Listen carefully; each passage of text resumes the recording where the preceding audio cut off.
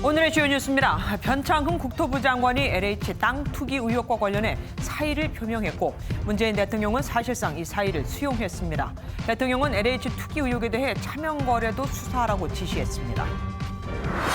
LH 고위 간부가 투신에 숨졌습니다. 이 간부는 지역 책임자로서 책임을 통감한다는 내용의 유서를 남긴 것으로 전해졌습니다. 국회의원 300명의 부동산 전수조사에 대한 여야 합의가 불발됐습니다. 박영선 더불어민주당 서울시장 후보가 LH 투기 의혹에 대해 특검을 건의했지만 야당은 시간 끌기라며 부정적인 반응을 보였습니다. 전북 전주에서 마약 사범이 탄 차를 맨몸으로 막던 경찰관이 차에 깔려 중태에 빠졌습니다. 현장에서 붙잡힌 용의자 2명은 30대 중동포였습니다. 가수 남진이 무대를 벗어나 예능 프로그램에서 변신합니다. 1965년 데뷔 이후 처음으로 MC에 도전하는 영원한 오빠 남진을 뉴스피플에서 만났습니다. 정부가 밤 10시까지 영업 제한과 5인 이상 사적 모임 금지를 유지하기로 했습니다. 다만 직계가족이나 영유아 동반 모임, 결혼 상견례는 8명까지 모일 수 있고 돌잔치 전문점도 영업을 허용했습니다.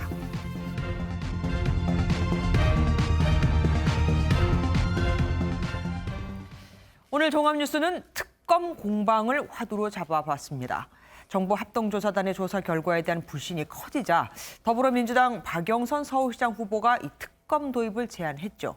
특검이 도입되면 검경 수사권 조정 원칙도 지키면서 검사가 수사에 참여할 수 있다는 주장입니다. 하지만 야당은 좋다. 그런데 특검 구성에만 2달이 걸리는데 어느 세월에 결국 4월 보궐선거만 어떻게든 넘겨보려는 시간 끌기. 꼼수가 아니냐고 비판했죠. 국회의원 전수조사도 예상대로 서로 네가 먼저 해라 하면서 무산될 위기에 처했습니다. 국민이 바라는 것은 검정 고양이든 흰 고양이든 그러니까 검찰, 경찰, 특검 누구라도 좋으니까 하루빨리 진실을 밝혀달라는 겁니다. 의혹 해소보다 이속만 챙기려는 여야 정치권의 행태가 국민들에게 더 큰 실망을 주고 있습니다. 오전까지만 해도 물러나지는 않겠다고 했던 변창흠 국토부 장관이 악화하는 여론에 어쩔 수 없었나 봅니다. 결국 사의를 표명했습니다. 문재인 대통령은 책임지는 모습을 보이라며 사실상 수용 의사를 밝혔는데 이달 안에 처리가 될 것으로 보입니다. 먼저 우종환 기자가 보도합니다. LH 땅 투기 의혹과 관련해 비난을 받아온 변창흠 국토교통부 장관이 문재인 대통령에게 사의를 표명했습니다. 변창흠 국토부 장관이 오늘 문재인 대통령에게 사의를 밝혔습니다. 이에 대해 대통령은 책임지는 모습을 보일 수밖에 없다고 생각한다. 문 대통령은 이와 관련해 변 장관이 주도한 공공주도형 주택공급 대책과 관련 입법의 기초작업까지 마무리하라고 말했습니다. 청와대는 변 장관이 오늘 오후 청와대 정책실장에게 사의를 표명했고 비서실장이 문 대통령에게 보고했다고 설명했습니다. 앞서 변 장관은 국회 국토교통위원회에 참석했는데 장관 경질을 요구하는 플래카드와 함께 관련 질의가 집중됐습니다. 사의 표명을 하실 생각이 있으십니까? 여당에서조차 사태를 수습한 뒤에는 사퇴하는 게 좋지 않겠느냐는 말이 나왔습니다. 책임 있게 마무리하고 물러나겠다. 이런 그냥 표명하실 뜻 있습니까? 오전까지만 해도 변 장관은 사의를 표명할 뜻이 없다고 말했습니다. 그 역할이 충분히 평가되지 못했을 때 저는 언제든지 자리에 연연하지 않고 결정에 따르겠습니다. 변 장관의 사표는 이르면 관련 법안이 처리되는 이달 말쯤 수리될 거란 관측이 나옵니다. MBN 뉴스 우종환입니다. 그런데 이번 사태로 사망자까지 생겼습니다. LH의 고위 간부가 숨진 채 발견된 겁니다. 본인은 투기 의혹이 발견된 게 없지만 당시 소속 직원 4명이 광명시흥에 땅을 산 것으로 드러났거든요. 지역 책임자로서 책임을 통감한다는 내용의 유서도 남겼습니다. 이재호 기자가 보도합니다. 경기도 성남시 분당구의 한 아파트 단지입니다. 오늘 오전 9시 40분쯤 이 아파트 화단에서 LH 전북 본부장을 지낸 50대 남성이 숨진 채 발견됐습니다. 아파트 주민이 이곳에 쓰러져 있던 남성을 발견한 뒤 신고해 병원으로 옮겨졌지만 끝내 숨을 거뒀습니다. 이제 아침에 작업을 하고 있는데 갑자기 퍽 소리가 나더라고요. 자세히 밑을 보니까 사람이더라고요. 그 위에 오리털을 입고 계시더라고요. 숨진 남성은 LH 고위 간부로 지난 2019년 말까지 전북본부장을 지낸 것으로 알려졌습니다. 해당 간부는 지역 책임자로서 책임을 통감한다는 내용의 유서를 남긴 것으로 전해졌습니다. 실제로 해당 간부가 지역 본부장 재직 당시 소속 직원 4명이 광명 시흥 지역에 원정 투기를 한 것으로 드러났습니다. 경찰은 해당 간부가 극단적인 선택을 했을 가능성이 크다고 보고 부검을 통해 정확한 사망 원인을 조사할 예정입니다. MBN 뉴스 이정우입니다. 어제 정보합동조사단과 청와대 1차 조사 결과를 보고 실망스럽다. 그걸 믿으라는 거냐? 차명이 대다수일 텐데 주민번호로 무슨 수로 찾아낼 거냐? 땅을 중심으로 역으로 추적해야 한다 등등 불만이 많았죠. 결국 오늘 문재인 대통령이 차명 거래도 철저하게 수사하라고 지시했습니다. 송정 기자가 보도합니다. 지난 2일 LH 직원들의 땅 투기 의혹이 불거진 이후 벌써 7번째 문재인 대통령 지시가 나왔습니다. 1차 조사 결과는 시작일 뿐이고 지금 드러난 건 빙산의 일각일 수 있으니 차명 거래 여부까지 철저히 수사하라는 겁니다. 문 대통령은 공직자와 LH 임직원, 가족, 친인척을 포함하여 차명 거래 여부에 대해서도 철저히 수사하라고 지시했습니다. 문 대통령은 투기의 전모를 다 드러내야 한다며 국민이 공감할 수 있을 만큼 수사해야 한다고 국가수사본부에 지시했습니다. 공공기관 직원과 공직자들의 부동산 투기 의혹 사건은 국가수사본부의 수사 역량을 검증받는 첫 번째 시험대입니다. 부정한 투기 이익을 환수할 수 있는 방안도 신속히 강구하라며 이번 일을 부동산 적폐청산의 계기로 만들자고 강조했습니다. 이번 지시는 정부 합동조사단과 청와대의 1차 조사 결과 발표 이후 맹탕조사 등의 부정적 여론이 확산한 것을 고려한 조치로 해석됩니다. 문 대통령이 명운을 걸고 수사하라며 사실상 부동산 투기와의 전쟁을 선포한 건 이번 사안에 정권의 명운이 걸려 있다는 위기감을 반영한 것으로 보입니다. MBN 뉴스 송정입니다. 경찰이 주축이 된 정보합동특별수사본부가 현재 투기 의혹을 받고 있는 100여 명에 대해 내사와 수사를 함께 진행하고 있다고 밝혔습니다. 이 100명에는 LH 직원을 포함해 공직자와 민간인도 포함되어 있다고 합니다. 고정수 기자가 보도합니다. LH 3기 신도시 투기 의혹 등을 수사 중인 경찰청 국가수사본부가 현재 내사와 수사 등 전국 단위 투기 의혹은 모두 16건이라고 밝혔습니다. 고발에 따른 6건 외에도 경찰 첩보 단계에서 인지한 의혹 10건이 더 있다는 겁니다. 관련된 사람은 LH 직원과 공무원, 지방자치단체 의원, 민간인을 포함해 100여 명입니다. 이 중 정부 합동조사단에서 수사 의뢰해 새로 의혹이 제기된 LH 직원 7명은 피의자로 전환될 가능성이 큰 것으로 경찰은 보고 있습니다. 경찰청 국가수사본부 고위 관계자는 수사 방향과 관련해 고발건을 시도청 전담팀이 맡고 부동산 거래 내역 분석 등을 통해 향후 수사에서 의심되는 차명, 친인척 거래를 반드시 포함해 확인하겠다고 말했습니다. 신도시 8개 지구와 LH 관여 개발 사업 전후 등도 모두 확인할 방침입니다. 국수본 측은 현재 정치권에서 제기된 특검 요구와는 관계없이 수사를 이어가겠다고도 밝혔습니다. MBN 뉴스 고정수입니다. 어제 정보합동조사단의 발표를 보면 이미 퇴직한 사람이나 가족과 친인척 등 다른 사람 이름으로 땅을 매입한 사람들은 아예 조사를 하지 않았습니다. 하지만 대통령은 차명도 다 조사를 하라고 했죠. 어떻게 해야 할까요? 전문가들은 사람이 아닌 땅을 뒤져야 한다고 주장합니다. 거기서 수상한 거래를 일단 추적한 뒤에 추린 뒤에 돈의 흐름을 추적해야 한다는 거죠. 이혁근 기자가 보도합니다. 정부의 1차 조사 방법은 사람을 쫓는 방식이었습니다. LH 임직원의 주민등록번호가 신도시 토지거래에 사용됐는지 확인하는 방식입니다. 하지만 이렇게 되면 가족, 친인척, 지인 등 다른 사람의 이름으로 한 거래까지 밝힐 수는 없습니다. 차명거래 수사 경험이 많은 검찰 출신 변호사는 매수 시점을 좁혀 수상한 거래를 확인하는 것부터 시작해야 한다고 말했습니다. 또 다른 검찰 특수부 출신 변호사는 돈의 흐름과 원천을 쫓아야 한다며 그 흐름에 LH 직원이 개입했는지를 살펴야 한다고 강조했습니다. 종합해보면 3기 신도시가 개발되기 전 수상한 땅 거래를 추리고 그 땅의 주인이 어떻게 돈을 마련했는지 쫓아가면서 LH 직원과의 연관성을 살펴야 한다는 겁니다. 전문가들은 3기 신도시 개발 정보를 사전에 알았던 임직원을 특정해 전화, 메시지, 이메일 등 모든 통신 기록을 확보해야 한다고 덧붙였습니다.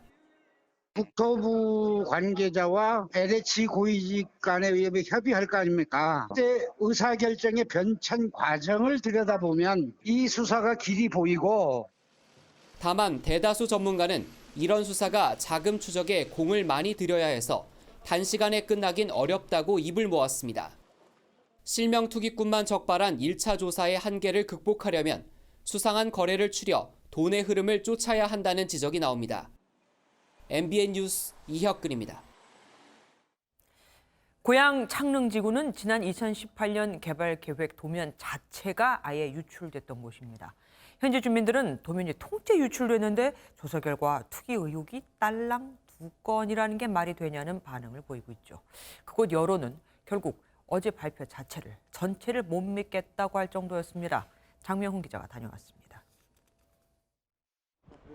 3기 신도시로 지정된 경기 고양시 창릉지구 일대입니다. 이번 정부 합동조사단 조사에서 투기 의심 사례로 적발된 20건 중 이곳과 관련된 사례는 2건에 불과합니다. 지난 2018년 설계도면 유출 사건까지 겪고 개발 예정지로 부상한 것에 비해 너무 적다는 얘기입니다. 주민들은 정부 합동조사단의 조사가 발본색원하겠다는 말과 달리 겉핥기식에서 그쳤다고 반발했습니다. 누가 바보 아닌데 신경으로 하겠어요? 그렇잖아요. 조사가 심도 있게 들어가야지. 수사 범위를 친인척과 지인 차명 거래까지 더 확대해야 한다는 목소리도 나옵니다. 검찰 빠지고 감사원 빠지고 국세청 빠진 상황에서 수사 1차 발표라고 했던 것이 7명만 나왔다 이거죠. 그러니까 이제 다들 그러는 거 아닙니까? 저거 봐라. 이런 식의 지금 시선으로.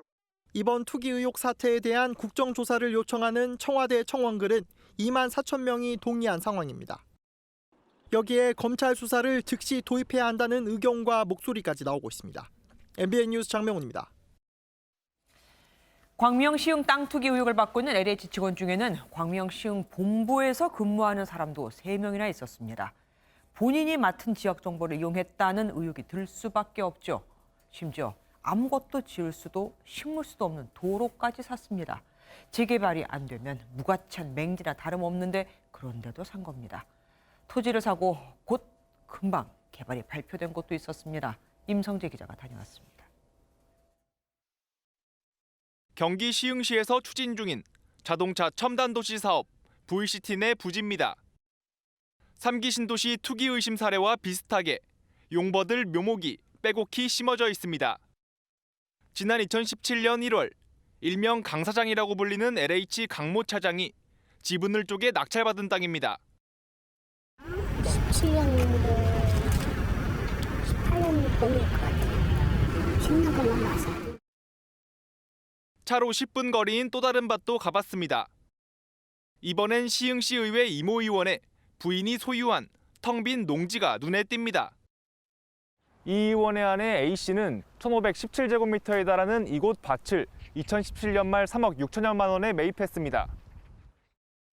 이 의원은 부인이 땅을 소유한 상태에서 VCT 사업을 조속히 추진하겠다는 공약을 걸기도 했습니다. 전혀 권한이 저희 없어요. 시의 의원님들이 어차피 정치인들이기 때문에 감사부서에서 공식적으로 얘기는 없는데 고민은 하고 있는 것 같아요. 3기 신도시 위주로 정부 합동조사가 이뤄진 탓에 개별 지자체 개발 예정지에 대한 조사는 사각지대에 놓인 상황. 각 지자체에서 자체 조사에 나선다고 해도 대상과 범위에 한계가 있다는 지적이 나오고 있습니다. MBN 뉴스 임성재입니다. 정부 조사단 발표가 부실하다는 비판이 일자 더불어민주당 박영선 서울시장 후보가 LH 특검이라는 깜짝 제안을 내놓았습니다.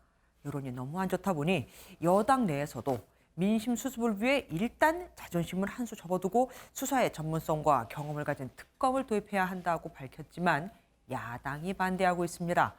특검 구성만 몇 달이 걸리니 그 사이 4월 재보궐선거는 다 끝날 거다 이거죠. 검찰 내에서는 언제는 수사와 기소를 나눠야 한다더니 이제 와서 수사 기소를 모두 다 하는 특검을 도입하는 건 뭐냐면서 비판했습니다.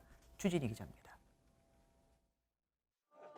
더불어민주당 박영선 서울시장 후보가 선대위 출범식에서 LH 특검을 깜짝 제안했습니다. 정부 조사단 발표에 대한 국민 불신이 커지고 검찰 수사 참여가 쟁점으로 떠오르자 경찰과 검찰이 아닌 특검이라는 절충안을 내놓은 것으로 보입니다. 투기의 고리, 이번 기회에 완전히 절연해야 합니다. 특검을 정식으로 건의합니다. 김태년 원내대표님, 답을 기다리겠습니다. 이낙연 상임선대위원장은 특검은 좋은 대안이라며 부동산 범죄를 끝까지 추적하고 단죄하겠다는 입장을 SNS에 올리며 호응했습니다. 김태년 당대표 직무대행도 야당과 즉각 협의하겠다고 밝혔습니다. 이 사건의 조사와 수사에 대한 신뢰를 더 많이 하실 수가 있다고 한다면 특검을 수용하고 야당과 즉시 협의하도록 하겠습니다. 야당은 내심 반기면서도 특검은 시간 끌기라며 감사원의 감사 개시와 검찰의 수사가 더 빠르다고 받아쳤습니다. 특검은 이것을 합의하고 구성하는 데만 해도 2달 이상이 걸리기 때문에 특검을 피할 이유는 없지만은 우선 검찰을 중심으로 한 정부의 신속한 수사 이후에 특검을 논의할 문제다. 김종인 비대위원장도 청와대와 여당이 무엇이 두려워 검찰 수사를 피하냐며 왜 빠른 길을 두고 돌아가냐는 입장을 냈습니다. 결국 여야는 특검 합의를 이루지 못했습니다. MBN 뉴스 주유진입니다. LH 부동산 투기를 수사할 특검이 과연 출범할까요? 야당의 거부로 일단 출범은 쉽지 않아 보입니다. 지금까지 특검은 모두 13차례 시행됐는데 어떤 사건들이었는지 부동산 관련 수사도 있었는지 박자은 기자가 설명해 드립니다. 특별검사제의 시작은 김대중 전 대통령 시절로 거슬러 올라갑니다. 지난 1999년 한국조폐공사 노조파업 유도 사건 등 진상규명에 나섰던 특검은 정부와의 직접적 연관성을 찾으려 했지만 법원에선 무죄 판결이 났습니다. 노무현 전 대통령 때는 이용호 게이트라 불린 정관계 로비 사건의 실체를 밝혀 당시 관련자들이 줄줄이 구속되는 성과를 낳았습니다. 이명박 전 대통령의 내곡동 사저 매입 사건도 특검 수사를 받았습니다.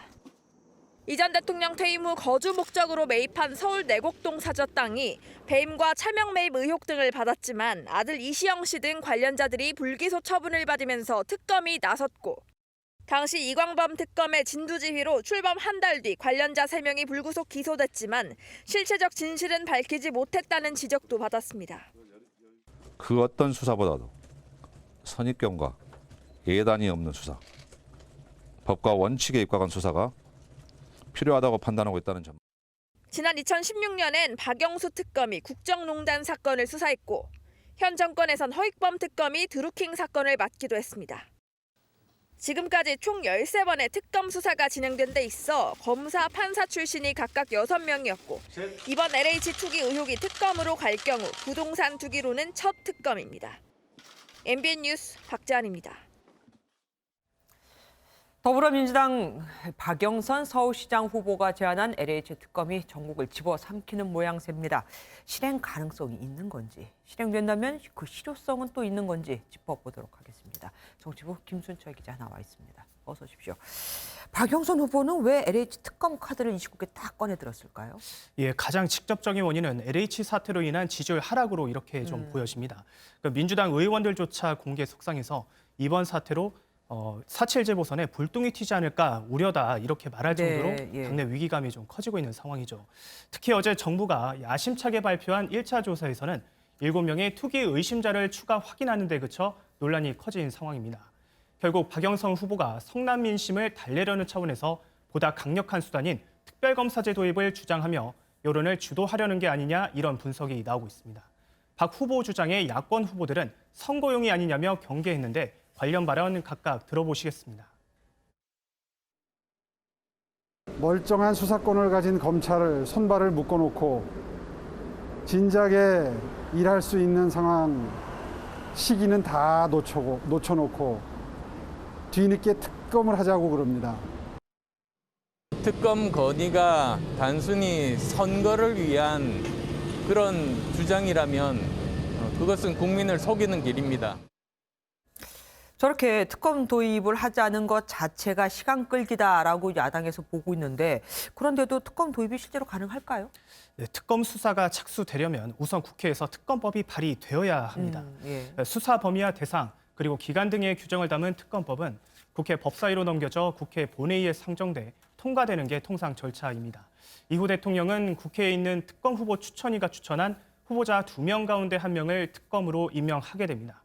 다만 문제는 관련 절차가 상당히 길다는 점입니다.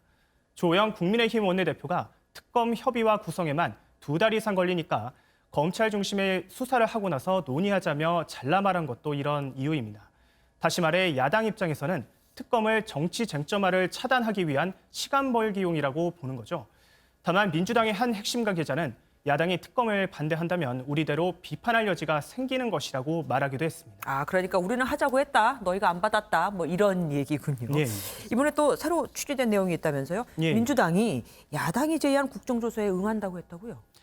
예, 민주당 지도부는 오늘 비공개 회의에서요, 정부의 1차 조사에 대해 적잖은 성토를 쏟아낸 것으로 알려졌습니다. 국민의 불신이 커지고 있는 만큼 모든 수단을 동원해야 한다며 박 후보가 제안한 특검뿐만 아니라 국정조사도 역시 가능하다는 내용이 오갔던 것으로 확인됐습니다. 한 핵심 관계자는 저희 취재진에 야당으로부터 제의가 온다면 여당도 국정조사를 할 수 있다고 밝혔는데 피를 묻히더라도 털고 가야 한다는 게 현재 분위기라고 덧붙이기도 했습니다. 최근 양이원영 의원 모친과 김경만 의원 배우자의 투기 의혹 등이 불거진 뒤 민심이 크게 악화되면서 당내 긴장감도 여느 때보다 높아지는 모양새입니다. 예, 피를 묻히더라도 거의 뭐 혈투급으로 우리는 하겠다 이 얘기네요. 예. 계속해서 지켜봐야겠습니다. 지금까지 김순철 기자와 함께했습니다. 고맙습니다. 김태년 더불어민주당 대표 직무대행이 제안한 국회의원 300명의 부동산 전수조사는 결국 불발됐습니다. 국민의힘은 지자체장과 청와대까지 조사 범위를 확대해야 한다고, 민주당은 의원부터 시작하자고 고수하면서 합의에 이르지 못한 건데요. 혹시나 했지만 역시나였던 거죠. 전정인 기자가 보도합니다. 주먹 인사를 하며 화기애애한 분위기를 연출한 김태년 더불어민주당 대표 직무대행과 주호영 국민의힘 원내대표. 김 대행이 국회의원 부동산 전수조사 협조를 요청하자 주 원내대표는 여권 인사부터 진행하자며 시작부터 팽팽히 맞섰습니다. 결국 합의는 불발됐고 서로 내탁 공방만 벌였습니다. 전수조사를 수용하겠다고 밝힌 국민의힘은 국회의원은 물론 지자체장과 청와대까지 조사 범위를 확대하자고 제안했지만 민주당이 받아들이지 않았다고 주장했습니다. 지자체장이나 지역 의원들까지 저희가 포괄해서 그럼 다 같이 좀 더 조사 범위를 확대하자. 그 조사 범위를 확대하자는 제안에 대해서는 민주당에서는 좀 난색을 표하신 것 같습니다. 민주당은 난색을 표한 적이 없다고 즉각 반박했고 합의 불발 책임을 국민의힘에 돌렸습니다. 우선 국회의원부터 공개적으로 전수조사를 시작하자라고 했는데 그에 대해서 정보 동의를 받겠다고는 안 하시더라고요. 다만 여야는 코로나19 4차 재난지원금 지급을 위한 추가 경전 예산안을 오는 24일 처리하기로 합의했습니다. 여야가 추경안 처리 일정에 합의하면서 재난지원금 지급이 이르면 이달 말에도 가능할 전망입니다. MBN 뉴스 전정인입니다. 정부는 1차 조사 결과 발표 후 부동산 범죄와 전쟁을 어떻게 치를지 고심하고 있습니다. 우선 투기 의혹을 받고 있는 LH 직원 대출에 문제가 없었는지 금융감독원을 동원해 조사하기로 했습니다. 이제는 은행도 긴장을 해야 하는 겁니다. 이병주 기자가 보도합니다. 1차 공직자 투기 의혹 조사 결과를 발표한 다음 날 정부는 이른 아침부터 부동산 시장 관계 장관 회의를 열었습니다. 홍남기 경제부총리는 부동산 범죄와의 전쟁을 재차 언급하며 투기 조사에 전력을 다하겠다고 밝혔습니다. 우선 투기 의혹을 받는 LH 직원 등에 대한 대출 과정에 문제가 없었는지 금융감독원이 나서 추가 조사하기로 했습니다. 이번에 부동산 분야의 불법과 불공정의 뿌리를 완전히 뽑아야 국민의 상처가 아물고 신뢰를 회복할 수 있을 것입니다. 1차 조사 결과가 미진했다는 비판에 대해서는 시작에 불과하다며 지자체와 지방공기업 그리고 가족 등에 대한 조사도 이어질 것이라고 강조했습니다. 정부는 관계기관 TF를 꾸려 부동산 투기 근절 대책을 조속히 내놓겠다는 방침입니다. 정부가 내놓을 대책에는 부동산 투기를 사전에 막는 예방 차원과 적발 시 처벌하고 이익을 환수하는 대책 등 4가지 방향이 담길 전망입니다. 이와 함께 이달 말까지 도심 개발 사업 후보지를 발표하고 7월 3기 신도시인 인천 계양지구에 대한 사전 청약을 받는 등 정부의 주택 공급 대책도 차질 없이 추진하겠다고 밝혔습니다. MBN 뉴스 이병주입니다. 어젯밤 당진 영덕 고속도로에서 8중 추돌 사고가 발생해 2명이 숨지고 6명이 다쳤습니다. 사고로 도로가 아수라장이 돼버려 119 구급차는 역주행으로 고속도로를 빠져나가야 했습니다. 김명현 기자가 보도합니다. 탱커롤이 몸체에서 떨어져 나간 헤드를 견인차가 끌어올립니다. 컨테이너를 실은 화물차는 앞부분이 완전히 부서졌습니다. 충북 보은군 당진 영덕고속도로 영덕 방향 속리산 IC 2km 지점에서 8중 추돌 사고가 발생했습니다. 사고는 탱커로리가 앞서가던 25톤 화물차를 추돌하면서 시작됐습니다. 이어 뒤따르던 차량들이 급정거하면서 6대가 연달아 추돌했습니다. 조금만 악셀에다만 밟아도 금방 탄력이 붙는 곳이라 그 사고 위험도가 항상 따르는 그런 지역이라고 볼 수 있어요. 이 사고로 승용차 운전자 등 2명이 숨지고 다른 차량에 타고 있던 6명이 다쳐 병원으로 옮겨졌습니다. 사고 차량입니다. 이렇게 앞부분이 형체도 알아볼 수 없을 정도로 뜯겨져 나가 사고 당시의 충격을 고스란히 보여주고 있습니다. 사고 차량들이 뒤에 엉키면서 사고 지점 5km 구간이 3시간 넘게 정체를 빚었습니다. 도로가 통제돼 119 구급차는 역주행으로 고속도로를 빠져나가기도 했습니다. 경찰은 트레일러 운전자가 전방을 제대로 주시하지 않아 사고가 난 것으로 보고 있습니다. 초에 2차로에서 났고요. 그리고 나머지 뒤에 6대는 1, 2차로 같이 겹쳐 있어요. 전방 주시 태만으로 보고 있어요. 경찰은 사고 운전자들의 진술과 블랙박스 영상을 토대로 정확한 사고 경위를 조사하고 있습니다. MBN 뉴스 김영현입니다. 마약 청정국이란 말도 이젠 옛말이 돼버렸죠. 요즘은 외국인 마약 사범까지 급증하고 있습니다. 마약을 택배로 위장해 국내로 몰래 들여오는 건데 급기야 경찰관이 마약 사범 차량에 깔리는 일까지 벌어졌습니다. 해당 경찰관은 머리 등을 크게 다쳐 지금 중태입니다. 강세훈 기자가 취재했습니다. 소방대원들이 차량 밑에서 사람을 구조합니다. 마약 사범을 쫓던 경찰관이 용의자가 탄 차량을 맨몸으로 막다가 차에 깔린 겁니다. 용의자가 탄 차량은 경찰이 길을 막아서자 경찰관을 친 다음 주차된 차량을 들이받고 아파트 벽으로 돌진했습니다. 당시 상황은 심하게 파손된 용의자 차량에서도 고스란히 전해집니다. 해당 경찰관은 머리와 다리를 크게 다쳐 중태에 빠졌습니다. 옆으로 깔리니까 그게 딱 착지하고 맞물려가지고 못 움직이더라고요. 숨도 못 쉬고. 경찰은 마약을 아파트 택배로 들여와 유통시키려던 중국인 2명을 현장에서 검거했습니다. 택배 수령자를 내가 검거를 해서 확인을 해보니까 자기는 물건만 받아오고 있으면 물건 찾으러 오는 사람들이 저녁 때쯤 올 거다 그렇게 얘기를 해서 경찰은 30대 중국인 2명에 대해 구속영장을 신청할 예정입니다. 지난 2018년 600명이던 국내 외국인 마약 사범은 지난해 1,400명으로 2배 넘게 급증했습니다.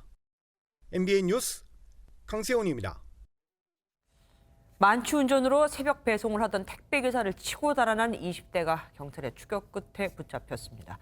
비까지 오는 상황 정말 아찔했죠. 박상호 기자가 보도합니다. 검은색 승용차가 골목길을 빠른 속도로 내달립니다. 경찰이 추격할수록 속도를 더 높입니다. 편의점 옆을 지나는 순간 배송을 하던 택배기사를 치어 넘어뜨리고도 그대로 달아납니다. 신호를 어겨가며 지그재그 고개 운전을 하는 운전자. 좁은 골목길로 들어서 전신줄을 들이받고서야 멈춰섭니다. 경찰이 다가가자 조수석으로 한 남성이 내리고 이를 본 경찰관이 보닛을 밟고 넘어가 바로 붙잡습니다. 운전자는 면허 취소 수준의 만취 상태였습니다. 사고 당시 충격이 얼마나 컸던지 전신주 아랫부분이 찌그러졌습니다. 운전자는 이곳에서 붙잡힐 때까지 무려 8km를 음주운전했습니다. 아찔한 빗속 추격전이 벌어지는 동안 크고 작은 사고가 3건이나 났습니다. 조금 시야가 좀 어둡긴 어두웠었습니다. 속도를 더 내더라고요. 여행자들도 많은 곳이기 때문에 이제 큰일 날 뻔했죠. 다행히 차에 치인 택배기사는 크게 다치진 않았습니다. 경찰은 20대 운전자를 위험운전 치상 등의 혐의로 체포하고 동승자도 함께 조사하고 있습니다. MBN 뉴스 박상호입니다. 주택가에 주차된 차량 12대가 공교롭게도 사이드미러만 사라지거나 부서졌습니다. 별로 비싼 부품도 아닌데 말이죠. 빼가려고 한 걸까요? 범인은 당연히 경찰에 붙잡혔습니다. 김보미 기자가 단독 보도합니다. 모자를 푹 눌러 쓴 남성이 길가에 세워진 파란 트럭 옆에 들어가더니 후사경 사이드미러를 젖히고 빠져나옵니다. 지나가면서 다른 차량 문을 당겨보기도 하고 열리지 않자 CCTV를 둘러보더니 다시 걸어갑니다. 이번엔 차량 2대 사이로 들어갔다 나오더니 근처 편의점에서 아이스크림을 훔쳐 꺼내 먹고서는 유유히 떠납니다. 지난 7일 밤부터 8일 낮까지 이 40대 남성은 서울 은평구 주택가 골목에 주차된 차량 총 12대의 사이드미러를 훔쳤습니다. 피해 차량들입니다. 이렇게 다른 부분은 멀쩡한 반면 운전석이나 조수석, 후사경 한쪽만 감쪽같이 사라졌습니다. 다음 날 차량 사이드미러가 사라진 걸 발견한 차주들은 황당함을 감추지 못했습니다. 여기 출근할 때 딱 보니까 후사경이 펴져 있는 거예요. 그래가지고 이상하다 봤는데 후사경에 미러가 사라진 거예요. 식당에서도 똑같이 그런 일이 있다고 이게 뭔가 일이 있었구나. 이 남성의 범행은 곳곳에 설치된 방범용 CCTV에 고스란히 찍혔고 이틀 뒤 경찰은 차량 주위를 배회하는 남성을 붙잡았습니다. 관제센터에서 전송받은 용의자와 동일한 인상착의의 남성이 지나가는 것을 보고 본인이 맞냐고 물으니까 머뭇거리더니 본인이 맞다고 해서 경찰은 피해 차량이 더 있는지 여부와 범행 목적 등 자세한 경위를 파악하고 있습니다. MBN 뉴스 김봄입니다.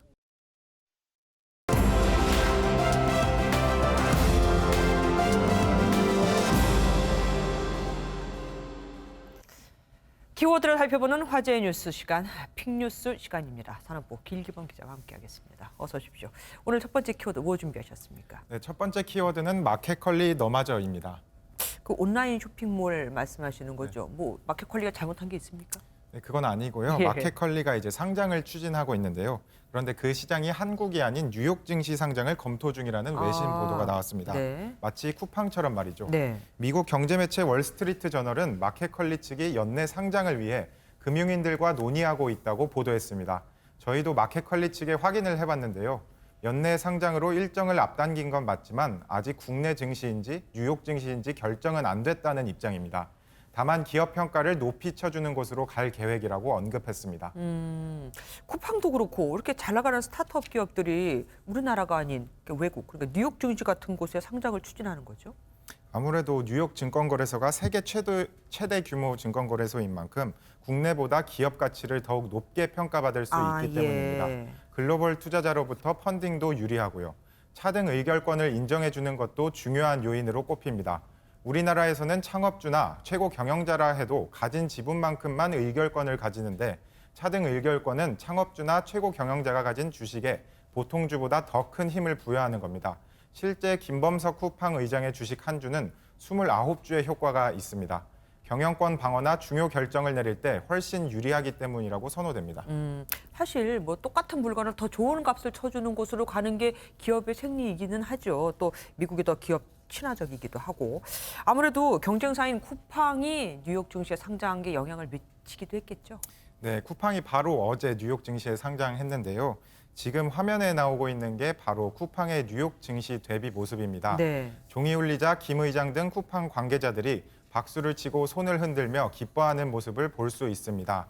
공모가가 $35인데 무려 40% 이상 오르며 49.25달러에 마감돼 시가총액이 단숨에 100조 원을 넘었습니다. 와. 쿠팡은 뉴욕 한복판인 타임스스퀘어 전광판에 쿠팡 로고와 태극기가 나란히 담긴 광고를 실으며 화려한 데뷔를 알렸습니다. 뭐 국내 기업이 해외에서 저렇게 인정을 받으니까 기분이 좋기는 한데 우리 좋은 기업이 또 나가서 우리가 놓치게 되는 건 아닐까 또 걱정도 되기도 합니다. 다음 키워드 뭐 준비하셨습니까? 네, 다음 키워드는 미나리 불티입니다. 혹시 해외 시장에서 우리가 상을 받고 있는 영화 미나리입니까? 네, 반은 맞고 반은 예. 틀리셨는데요. 영화 미나리의 선전으로 채소 미나리의 판매량도 급증했다는 내용입니다. 채소. 네, 예. 일부 유통업체들이 발빠르게 미나리 마케팅에 나섰는데 채소 미나리를 사면 영화 미나리 예매권을 주는 식입니다. 덕분에 미나리 매출이 작년보다 170% 증가했습니다. 네, 채소는 그렇고 영화 미나리는 뭐 또 좋은 소식 없습니까? 네, 뉴욕타임스가 영화 미나리 출연 배우들이 아카데미상 후보에 오를 것으로 예측했습니다. 주연 배우 윤여정 씨와 스티븐 연의 이름이 거론된 건데요. 지금까지는 아시아 영화들이 배우상에서만큼은 성과를 내지 못했는데 미나리는 다를 것이라며 미나리 배우들의 후보 지명에 힘을 실었습니다. 네. 후보는 사흘 후인 오는 15일에 발표되고 시상식은 다음 달 25일에 열릴 예정입니다. 이야, 만약에 아카데미상까지 수상하게 되면은 채소 미나리도 더 많이 팔리겠네요. 자, 마지막 키워드 보겠습니다. 우주 최강 뻔뻔함 누굽니까? 네, 야당 의원들이 조국 전 법무부 장관을 비판한 말입니다. 네. 발단은 조 전 장관의 SNS인데요. 조 전 장관은 어제 자신의 SNS에 박형준 국민의힘 부산시장 후보자 자녀의 입시 청탁 의혹 관련 기사를 공유했습니다. 그런데 아시다시피 현재 조 전 장관은 인턴 확인서를 조작했다는 혐의로 재판을 받고 있는 상황이고 네. 조 전 장관의 아내는 입시 비리 혐의로 1심에서 징역 4년을 선고받고 법정 구속된 상태입니다. 현재 조 전 장관은 해당 게시글을 삭제했습니다. 그 박형준 후보에 따른 그 논란이 되고 있는 의혹이 일었던 그 학교에 원서도 내본 적이 없다 이렇게 해명을 했더라고요. 그래서 야당에서 더 지금 이렇게 뻔뻔하다고 조국 전 장관을 향해서 얘기하는 거고요. 네, 하태경 국민의힘 의원은 뻔뻔함이 우주 최강이라며 조 전 장관을 맹공했습니다. 하 의원은 자신이 입시 부정을 저질렀다고 모든 사람이 똑같은 줄 아느냐며 제목에 허위사실 유포죄도 포함하고 싶은 것이냐고 날을 세웠습니다. 윤희숙 국민의힘 의원도 요즘 통 웃을 일이 없었는데 덕분에 웃었다며 조 전 장관 관련 기사를 언급했고 조국 흑서의 공동 저자인 김경률 회계사 역시 21세기 멘탈 왕이라면서 조 전 장관을 비꼬았습니다. 이거야말로 씁쓸한 얘기네요. 오늘 픽뉴스는 여기까지 듣겠습니다. 길기범 기자와 함께했습니다. 고맙습니다.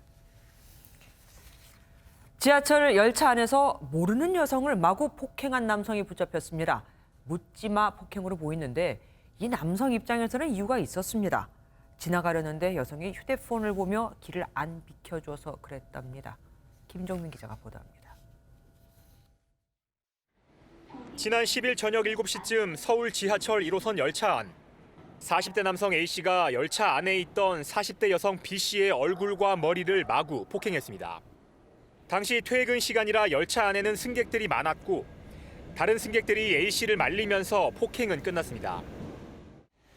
A씨는 열차에 타고 있던 다른 승객들에 의해 제지를 당했고 신고를 받고 출동한 경찰에 이곳 현장에서 현행범으로 체포됐습니다. 경찰은 피해 여성 B씨를 병원으로 보냈고 A씨를 서울 철도경찰대로 인계했습니다. A씨는 좁은 열차 안을 지나가다가 통행 문제 때문에 B씨를 폭행한 것으로 전해졌습니다. 객차와 객차 사이 통로 있잖아요. 피해자가 핸드폰을 보고 있으면서 비켜주지 않았다. 그래서 이제 화가 나서 철도 경찰은 B씨의 상태가 호전돼 조사를 마치는 대로 A씨에 대한 신병 처리를 결정할 예정입니다. MBN 뉴스 김종민입니다. 사실상 정치 행보를 보이고 있는 윤석열 전 검찰총장의 대선 지지율이 지난 4일 퇴임 발표 이후 급상승하고 있죠. 한국갤럽 조사에서도 그랬습니다. 차기 대권 후보 조사 결과 윤 전 총장의 지지율은 지난달 10% 전후에서 갑자기 15%포인트 높은 24%를 집계됐거든요. 지난달보다 지지율이 3%포인트 하락한 이재명 경기도지사와 공동 1위가 된 겁니다. 이낙연 더불어민주당 상임선대위원장은 지난달보다 1%포인트 오른 11%를 기록했지만 순위는 3위로 내려앉았고 안철수 국민의당 대표와 홍준표 무소속 의원이 그 뒤를 이었습니다. 인물 호감도 조사에서는 이재명 지사가 46%를 기록해 윤석열 전 총장의 40%보다 높았고 이낙연 위원장 31%, 안철수 대표 27% 순이었습니다. 이런 가운데 오세훈 국민의힘 서울시장 후보와 안철수 국민의당 대표 측 실무협상단이 오늘 세 번째 단일화 협상을 벌였지만 고성까지 오갔지만 결국은 파행으로 끝나버렸습니다. 노태영 기자가 보도합니다. 이틀째 만난 국민의힘 국민의당 단일화 실무협상단은 화기애애한 분위기 속에서 3차 회의를 시작했습니다. 손님으로 여기를 왔습니다. 앞서가고 있는 후보 사무실에 왔으니까 손님들께 많은 양보와 통큰 결단을 해주실 걸로 기대가 됩니다. 하지만 4시간여 협상 끝에 양측은 향후 일정도 정하지 못한 채 빈손으로 돌아갔습니다. 2번 이상의 토론회를 원하는 국민의힘과 한 번의 토론회 개최를 원하는 국민의당의 의견이 맞섰고 여론조사 때 야권 후보 적합도를 물을지 승리 가능성을 물을지도 갈등 요소였습니다. 또 오세훈 후보의 지지율이 상승세라 상대적으로 여유가 있는 국민의힘은 사안별로 따로 협상하길 원했지만 국민의당은 모든 사안을 한 번에 합의하자고 말하며 난항을 겪었습니다. 시간이 얼마 안 남았기 때문에 일괄해서 이제 타결하겠다 이런 입장을 갖고 있고 국민의힘에서는 그래도 좀 단계적으로 먼저 좀 해봤으면 좋겠다 이런 의견인데 급기야 양측은 회의 도중 기본 예의가 안 됐다, 말을 함부로 하지 말라는 등 고성을 주고받으며 험악한 분위기를 연출했습니다. 이에 안철수 국민의당 대표가 김종인 국민의힘 비상대책위원장에게 전화해 만나자고 한 만큼 이 자리에서 단판이 지어질지 관심이 쏠립니다. MBN 뉴스 노태현입니다.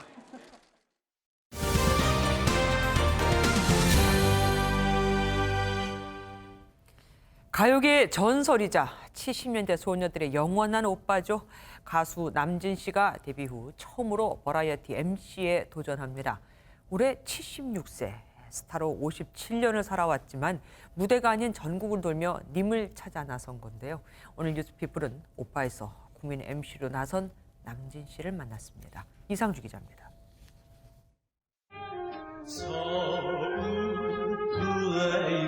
1965년 서울 플레이보이로 데뷔한 남진. 음악가 춤은 물론 수려한 외모와 훤칠한 키로 곧바로 한국의 엘리스 프레슬리가 됐습니다. 1966년 트로트곡 가슴 아프게가 데이트했지만 해병대로 입대해 3년간 무대를 떠나기도 했습니다. 1971년 지금의 세종문화회관에서 복귀 리사이트를 성공적으로 치르며 무대로 돌아왔고 님과 함께 그대여 변치마오, 미워도 다시 한 번 등 수많은 명곡으로 영원한 오빠가 됐습니다. 네, 제일 듣기 좋아하는 소리. 오빠 무대. 오빠의 원정. 네. 지금 생각하면 야 대단했었구나. 그때가 다시 온다면은 더 깊이 느낄 수 있었는데 그때가 어제 같습니다. 70년대 남진 나훈아의 무대는 지금도 가요 역사에서 최고의 라이벌 구도로 꼽힐 정도지만 원래 꿈은 가수가 아니었습니다.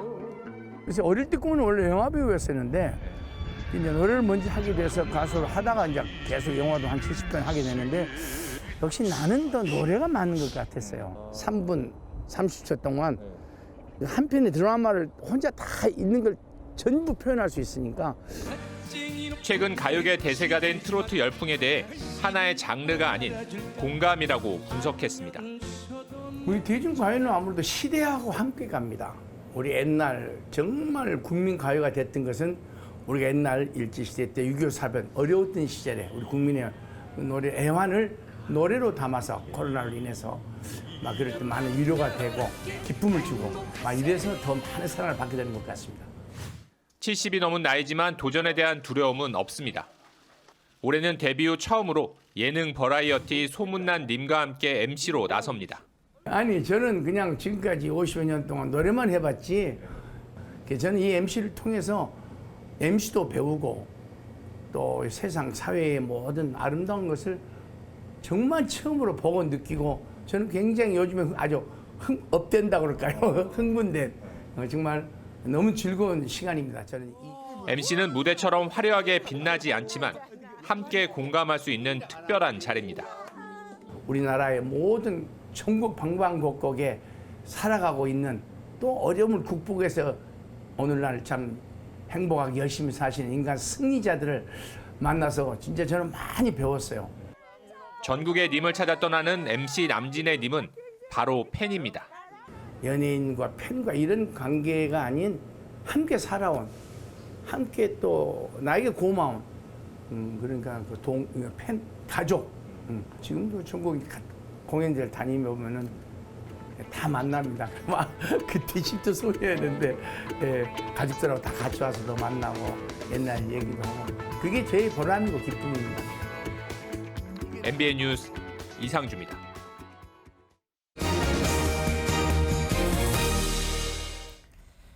오스트리아와 덴마크에서 아스트라제네카 백신을 맞은 뒤 혈전으로 숨지는 사례가 발생하면서 40대까지 숨졌습니다.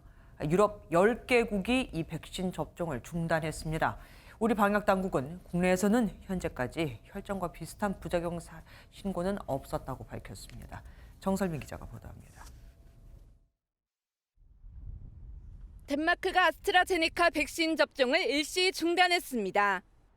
이 백신을 맞은 60살 여성이 혈액이 응고되는 혈전으로 사망했기 때문입니다. 다만 백신과 혈전 사이의 연관성은 밝혀지지 않았다며 예방적 조치라고 강조했습니다. Så det er klart, jeg tror, jeg i lighed med alle andre ærger mig over det her og de potentielle konsekvenser, det måtte have. Men det er nok for tidligt at konkludere. 앞서 오스트리아에서도 49살 여성이 백신을 맞고 나서 혈전으로 숨졌습니다. 덴마크와 오스트리아에서 사용된 백신은 같은 공장에서 같은 공정으로 만들어진 동일한 제조단이었습니다. 부작용 우려가 커지면서 아스트라제네카 백신 접종을 중단한 유럽 국가는 10곳으로 늘었습니다. 유럽연합은 백신 접종의 이익이 위험성보다 크다며 진화에 나섰습니다. Where they said there was no specific indication that the vaccination led to these conditions. 부작용 보고가 잇따르자 공개적으로 아스트라제네카 백신 접종에 나설 예정이던 태국 총리도 일정을 취소했습니다. 한편 우리 방역당국은 국내에서는 유사한 부작용이 나오지 않았다고 밝혔습니다. 아직까지 우리나라에서 부작용 신고로 혈전 생성에 대한 부작용 신고는 지금 현재 없는 걸로 확인되고 있습니다. 또 이번에 문제가 된 제조 단위의 백신은 수입하지 않았다고 덧붙였습니다. MBN 뉴스 정살민입니다. 정부가 5인 이상 모임 금지와 거리 두기를 2주 더 연장하기로 했습니다. 다만 직계 가족과 결혼식 상견례 또 영유아를 동반했을 경우에는 8명까지 모일 수 있도록 허용했습니다. 가족이 아닌 경우 아기 빼고 5인 모임은 안 되는 겁니다. 이런 가운데 경남 진주에서는 사우나발 확진자가 100명에 육박하는 등 오늘도 전국 신규 확진자는 400명대를 넘겼습니다. 정태진 기자가 보도합니다. 정부가 2주 동안 적용할 방역 지침을 발표했습니다. 다음 주부터 직계 가족과 결혼식 상견례의 경우 8명까지 모임 인원을 허용하기로 했습니다. 6살 미만 영유아가 있는 경우에도 8명까지 모일 수 있는데 영유아를 뺀 인원이 5명이라면 만나선 안 됩니다. 돌잔치 전문점도 99명까지 참석할 수 있게 됐습니다. 수도권의 목욕장업은 밤 10시 이후 영업이 제한됩니다. 감염 위험도가 큰 점을 고려해 야간 수면을 할 수 없게 되는 건데요. 다만 이처럼 그동안 금지됐던 사우나와 찜질 시설의 운영은 가능해집니다. 5인 이상 사적 모임 금지, 수도권 2단계, 비수도권 1.5단계인 현행 거리두기 단계는 연장됐습니다. 경남 진주의 목욕탕에서 이틀 동안 100명 가까운 확진자가 나오는 등 코로나19 확산세가 좀처럼 꺾이지 않고 있기 때문입니다. 신규 확진자는 488명에 달했습니다. 최근 8주 연속 300~400명대의 답답한 정체 상황이 지속되고 있습니다. 지금은 결코 안심할 수 있는 단계가 아닙니다. 정부는 거리두기 체계를 4단계로 간소화하는 방안을 준비 중이지만 집단 감염이 이어지고 있어 새로운 체계 도입에도 시간이 걸릴 전망입니다. MBN 뉴스 정태진입니다. 미국에 현존하는 전직 대통령들이 공익 광고에 출연했습니다. 코로나19 백신 접종을 독려하기 위해서인데 딱 한 사람만 빠졌습니다. 누군지 짐작되시죠? 신혜진 기자입니다. 화면 속에 등장한 익숙한 얼굴의 세 남자. 오바마와 부시, 클린턴 전 미국 대통령입니다. These vaccines will protect you and those you love from this dangerous and deadly disease. They could save your life. So we urge you to get vaccinated when it's available to you. That's the first step to ending the pandemic. 이번 주 미 저녁에 방영될 이 광고는 미국 공익광고협의회가 백신 회의론에 대응하기 위해 제작한 겁니다. 미 전직 대통령 가운데 최고령인 96세 지미 카터 전 대통령도 참여했습니다. 이처럼 전직 대통령들이 총출동한 가운데 임기 종료 직전 백악관에서 백신을 맞은 것으로 전해진 트럼프 전 대통령 부부는 모습을 드러내지 않았습니다. 바이든 미 대통령은 WHO가 규정한 코로나19 팬데믹 1주년을 맞아 대국민 연설에 나서 일상 복귀를 앞당기겠다고 말했습니다. Tonight, I'm announcing that I will direct all states, tribes, and territories to make all adults, people 18 and over, eligible to be vaccinated no later than May 1. 이어 미국의 독립기념일인 7월 4일까지 바이러스로부터의 독립을 언급하며 모든 미국인이 가족이나 친구들과 모일 수 있도록 하겠다고 강조했습니다. MBN 뉴스 신혜진입니다. 머리는 사자, 몸은 다람쥐. 직접 보신 분 거의 없죠. 지구촌 야생에 6천 마리밖에 남지 않은 멸종 위기 종이기 때문입니다. 한번 보시죠. 정지영 기자가 카메라에 담아왔습니다. 사육사가 먹이를 들고 방사장에 들어옵니다. 5살 아들 써니 기다렸다는 듯 쪼르르 내려와 먹이를 냉큼 집어먹고 8살 아빠 결과 4살 아들 나는 우두커니 쳐다봅니다. 사육사가 먹이통을 옮기려 하자 뺏어가지 말라며 귀엽게 앙탈 부리는 써니. 곧 언제 그랬느냐는 듯 3부자는 다정하게 먹이를 나눠 먹습니다. 남미 열대우림에 주로 사는 멸종 위기종 황금머리 사자 타마린 원숭이로 지난달 25일 서울 대공원에 이사 온 뒤 언론에 처음 공개됐습니다. 생김새는 비슷하지만 아빠와 두 아들의 성격은 확연히 다릅니다.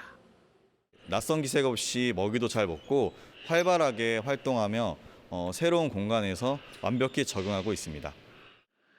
경기용인 에버랜드에서 지내던 원숭이 가운데 일부가 멸종 위기종의 복지와 보전을 위해 무상 임차 방식으로 서울 대공원에 왔습니다. 동물원 동물의 복지 향상을 위해 양기 간의 협의를 통해 이번에 서울대공원에 황금머리 사자 타마린이 돌아오게 되었습니다. 또 아인슈타인의 머리 스타일을 연상시키는 목화머리 타마린 등 앙증맞은 타마린 원숭이의 영상을 온라인에서 만나볼 수 있습니다. MBN 뉴스 정주영입니다. 공수처가 검찰에서 넘겨받은 김학의 전 법무부 차관의 불법 출국 금지 의혹 사건을 다시 검찰로 돌려보냈습니다. 공수처는 아직 수사 인력 구성이 구성되지 않아 본격적인 수사에 착수할 여건이 마련되지 않았다고 설명했습니다. 스포츠였습니다. 전창진 감독은 프로농구 명장 가운데 한 명이죠. 삿대질에 코트 난입 등 과거 과격한 스타일에서 올해 부드러운 모습으로 탈바꿈하면서도 팀을 1위로 끌어올렸습니다. 전남주 기자가 만나고 왔습니다. 지난해 12월 19일 이후 84일 동안 1위 자리에서 내려오지 않고 있는 전주 KCC. 팀 최다 연승 타이 기록인 12연승을 기록한 바탕엔 전창진 감독의 상대팀에 대한 철저한 준비가 있었습니다. 불호령 대신 선수들에게 다가가 구체적인 지시를 내립니다. 이 위치가 정현이 내려가고 돌아가고 과거 불같은 성격으로 판정 불만을 직접적으로 드러내며 농구장 분위기를 싸늘하게 만들었던 전 감독. 보기 안 좋죠.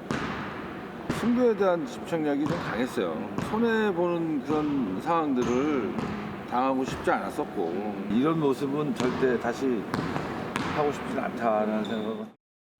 초등학교 때부터 친구로 지내온 유재학 현대모비스 감독과는 9번의 챔프전 우승을 나눠 가졌습니다.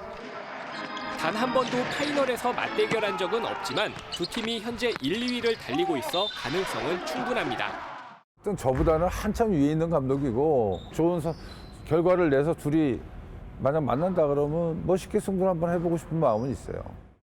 두 번은 지지 않는다는 승부사 전창진 감독의 이번 봄은 어떨지 농구 팬들의 시선이 코트로 향합니다. MBN 뉴스 전남주입니다. PGA 제5회 메이저 대회인 플레이어스 챔피언십 첫날 안병훈 선수가 한 홀에서만 4번 물에 빠뜨리며 8타를 잃었습니다. 홀이 워낙 어려워서 그렇다는데 어느 정도인지 김동환 기자가 소개합니다. 130m 파3 17번 홀. 안병훈의 티샷이 그린에 못 미치고 연못에 빠집니다. 드롭존에서 다시 친 샷은 영거푸 그린 뒤쪽으로 굴러 풍덩. 네 번째는 그린 앞쪽에 잘 떨어졌나 싶었지만 경사를 타고 미끄러지고 맙니다. 5번 만에 간신히 그린에 올린 안병훈은 이 홀에서만 8타를 잃었습니다. 이름도 생소한 옥티플 보기. 안병훈뿐이 아닙니다. 악마의 홀이라는 이곳에서 재미교포 케빈 나도 3번 연속 빠지는 등 오늘만 35개의 공이 연못으로 들어갔습니다. 아일랜드 홀인데다 좁고 딱딱한 그린은 가운데가 볼록해 반경 3m 안에서 멈추지 못하면 여지없이 연못행입니다.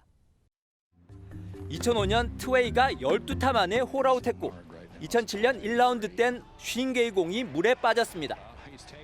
션 오웨어는 우승 직전 여기서 물거품됐고 프레드 커플스는 티샷을 물에 빠뜨리고 다음 샷을 덩크로 홀컵에 꽂아 전화위복했습니다.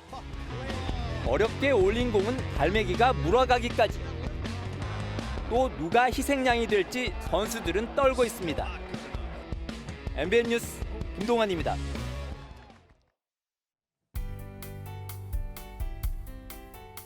미세먼지는 주말까지도 이어집니다. 초미세먼지 예측 모델을 보시면 초록색은 보통, 노란색은 나쁨, 붉은색은 매우 나쁨을 나타내는데요. 내일 새벽에 잠시 미세먼지가 옅어졌다가 내일 오후부터는 다시 나쁨 수준까지 올라서겠습니다. 일요일에는 또다시 국외 미세먼지가 유입되면서 곳곳이 붉은색을 나타내겠는데요. 초미세먼지 농도가 75 마이크로그램을 넘을 것으로 보입니다. 내일도 수도권과 충남을 따라서는 미세먼지 농도가 종일 나쁨 수준 유지하겠고요. 그 밖에 세종과 충북은 밤 한때, 전북과 광주를 따라서도 오후 한때 나쁨 수준까지 올라설 것으로 보입니다. 내일 중부지방은 가끔 구름이 지나겠습니다. 아침에는 기온이 크게 내려가면서 서울과 춘천이 2도에서 3도 선을 가리키겠고요. 한낮에는 서울 13도 선으로 오늘과 비슷하겠습니다.